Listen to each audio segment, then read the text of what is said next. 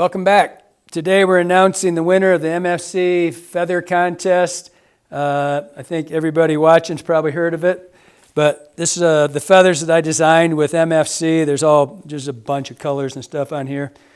And when I came out with these, I was predominantly using them in deceiver tails and regular traditional wings on just traditional streamers, right? Just single hook stuff. And I thought it'd be really cool to see what other people's ideas would be with them. So we came up with this idea to do the contest. The winner gets a $500 gift certificate to MFC for anything they want at MFC. And I would tell you that MFC is putting a big push on materials in the next 2 years. This is one of the first things they came out with, but we'll show a lot more later on. And so, like I said, I was just kind of curious how many patterns and what we'd come up with when we opened it up to the general public, just to see what their ideas were. And a lot of them were, like the traditional stuff, like the flatliner tails, using them as deceivers, and the bang tail style like this. My buddy Wayne did this spectacular. This guy's one of the best hair guys in the world. It's just a Matuka style, like a Whitlock Sculpin style head or body. I mean, just absolutely, you can see it's a stunning effect for barring anybody that's going to do pre-par or par style flies that show the markings on it. It's going to show up. We had a lot of really cool blends, like this little blend here, where it's not only used in the fly like a deceiver tail, but then palmered it to get the colors, blended it in. There's a bunch of these. This one here that Nate did, he's a custom tire, hog-tied flies. You can just see that the deceiver tail still the accent or like the focus, but a lot of really cool hair work on these. There's a bunch of them you see in here. We'll close up on everybody's fly. But like I said, I had to come up with something, right?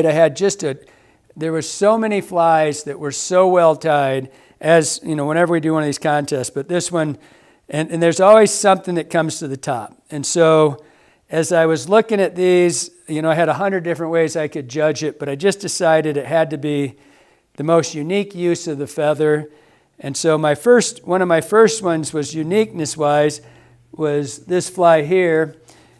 And I'm going to find out your name in a minute, but your name's not on your thing. You got all your information, and I got a feeling I know who it is. But this was just one of the coolest looking adaptations of a crayfish I've ever seen. I thought that was super cool. But it wasn't so much on the feather.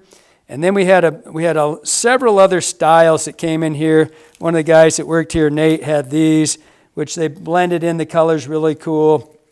This one here, this was Josiah, I think it is, Josiah. This is just a really super simple, but you can see the blend of the colors. It was just so well done.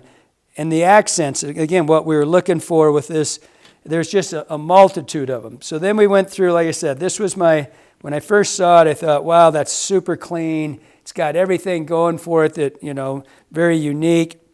And then we started getting some more that were just like super, you see the feathers and they're laid out. Like this one here, this is Kim Mutah.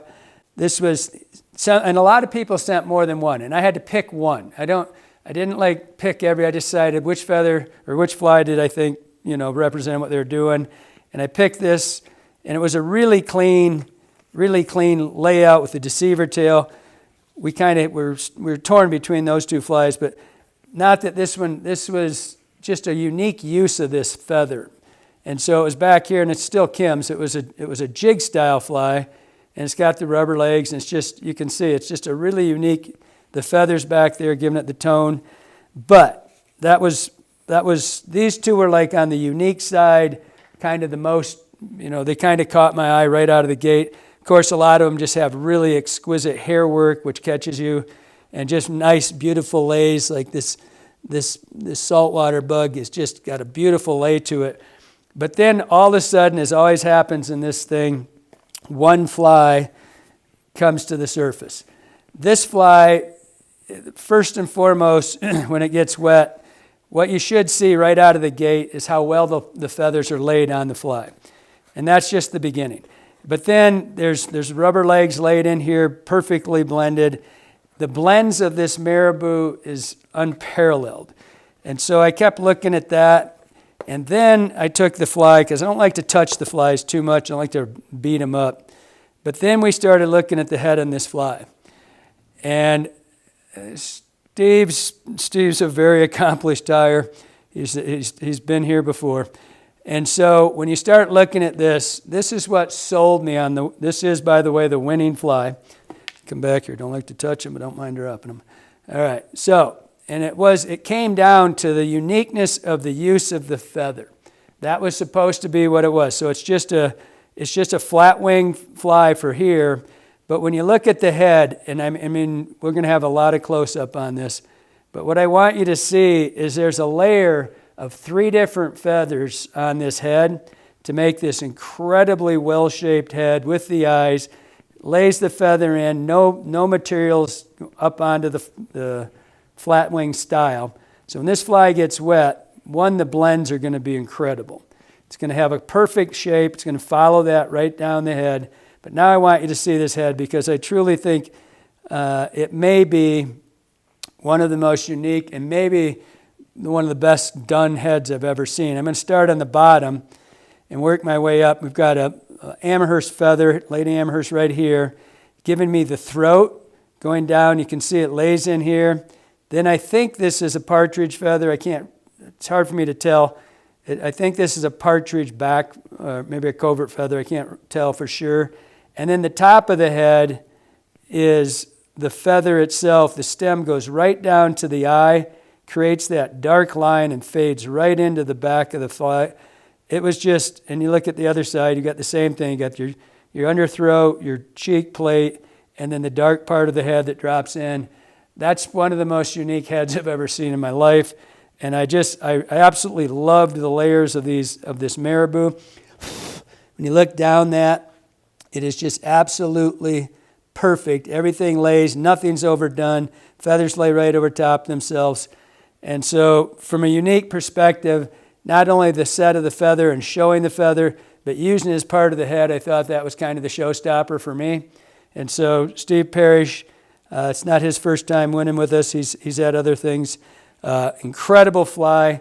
But like I said, I had Tessa's. She's said a whole bunch of these. This again, just like we did the Kill the Coronavirus thing, we had so many youth tyers. This was really cool. Just a bunch of flies and a lot of unique ways to do it. Got a flying fish over here.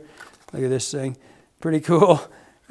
Just a lot of stuff that was, we didn't have a ton of submissions, but we only did it for 3 weeks or a month.